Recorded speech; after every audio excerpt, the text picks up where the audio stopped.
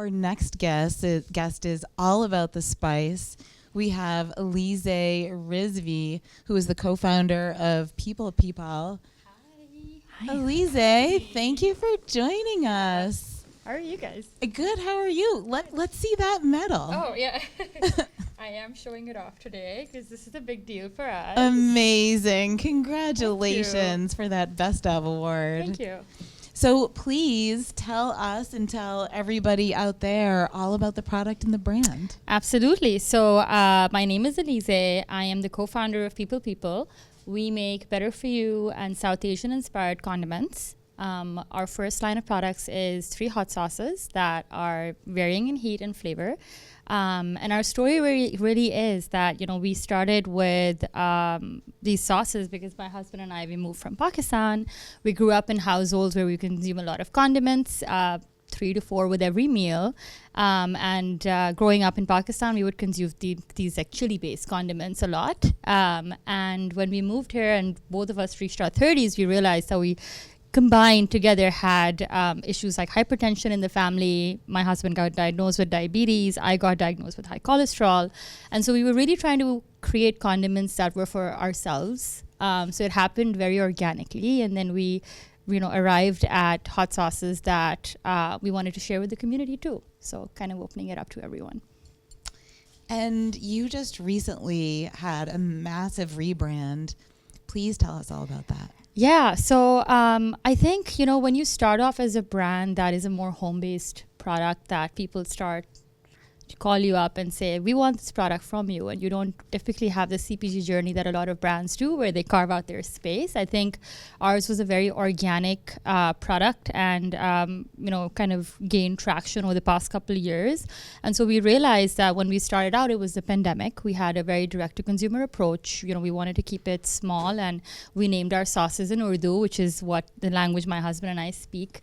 It was a lot of the nod to culture, but what we realized was going to festivals, coming to a lot of these events and CPG events and speaking to retailers who started stalking us, that we had to resonate with the larger audience. And we wanted to share our flavors, our recipes that are unique with everyone.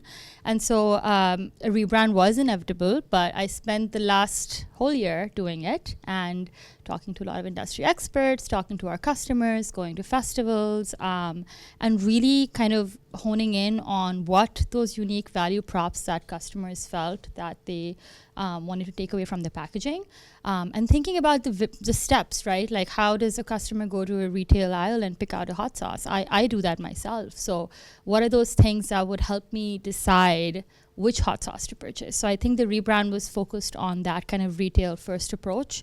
And we just won an award for it. So I'm grateful for that. Yeah. So I love the rebrand. You and I had talked about it all year, and I was looking at it, and I asked you who designed it, and you said, I designed it. I'm the designer. What was it like hiring yourself for such a huge project, and you're so close to the brand? Yeah. I have an architecture and industrial design background. Everything I know is design. Everything that I've ever learned is design. And, a lot of this is the thing that I forgot when I was creating my own brand in the first start is I was too close to it. And I didn't do the things that I would normally do with other brands as an industry kind of being in the creative industry. So I did do it largely myself. I had another designer who worked with me on it. But essentially the idea was to keep it, Pakistanis who were trying to bring in something new to the market. And what would that language look like if it was modernized? And so being so close to the brand really required for me to follow the research. I was very kind of by the books about it. This time around, I took all the harsh criticism. I wanted it. I wanted people to tell me what's wrong with it, how to improve it.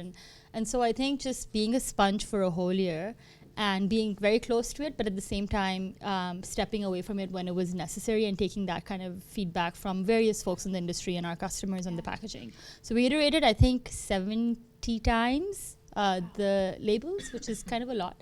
But just trying to get, maximize on all that space on the label and trying to convey everything that we wanted to convey was just hard. This summer, you said the color silver was especially important to you. Yes. I mean, I think the language of the design is such that we have tops. Our sauces have these sleeves that are in silver. And again, of course, I was trying to find something unique. So if you walk into a hot sauce aisle, Whole Foods, Sprouts, any of these stores, you won't see any with a silver top. It was also very personal to me because when you walk on the streets of Pakistan, there's a lot of metal that you see everywhere, from the cars and trucks to the kiosks to the silverware that you're served, in which you get your whatever you're eating there. So I think there's a lot of nods to the streets that I wanted to bring in, those subtle touches. But those are just for me to know, and for design freaks like me who want to know the story about the brand. And for the customer, I hope it stands out to them and looks different. Yeah. Well, you did an incredible job, and the top left and right of the packaging has attributes like zero sugar and low sodium for people that care about that, but it's not a low sodium hot sauce necessarily. Like, there's so many other things that you lead with, but again, it's there. Yes. If that matters to somebody, but someone who loves salt should also buy it too. Absolutely. There's nothing lacking in it, is what I'm saying. That's right. I mean, I think it's a lot of the storytelling is sometimes, as entrepreneurs, I think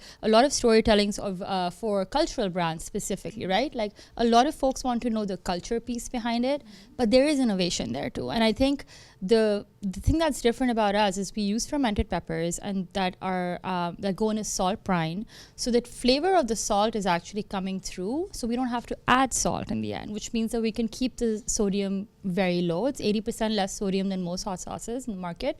And so I wanted it to be something that, as somebody who is a consumer of lower sodium sauces, when I walk down an aisle, it's very difficult for me to sift through which one has lower sodium. It's like the tiniest thing that you have on the nutrition panel.